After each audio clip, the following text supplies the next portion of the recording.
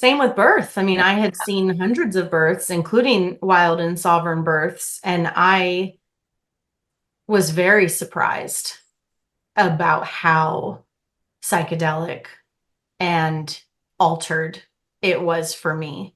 Hmm. I just like I've seen it, of course, but you could watch someone eat mushrooms. It's a real Yeah. different than you doing it.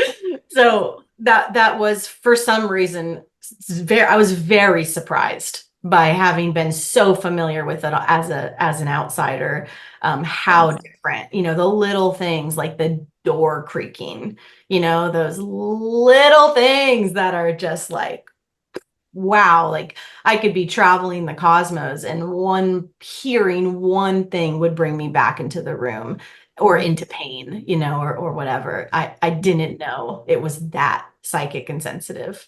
Yes, yes, I would say the same that yeah, after attending many births before my own birth and my own birth, it was just this blown open experience of understanding how it really was. And then having multiple birth experiences, and I know you've birthed now your daughter and your son, and that those were very different experiences, that one lasted a few days and the other one a few hours. Is there anything you might want to share about just how you hold those two experiences, or how different, or how it was to have that second experience? Did you anticipate it was going to be more like your daughter's, or how was Really didn't have any, I didn't even really think about the birth that much that? Hmm. with my second, uh, Yeah.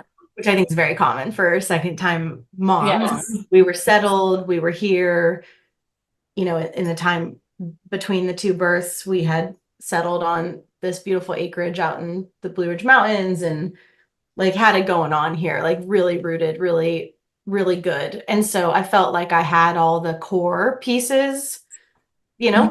So I didn't really think much about it.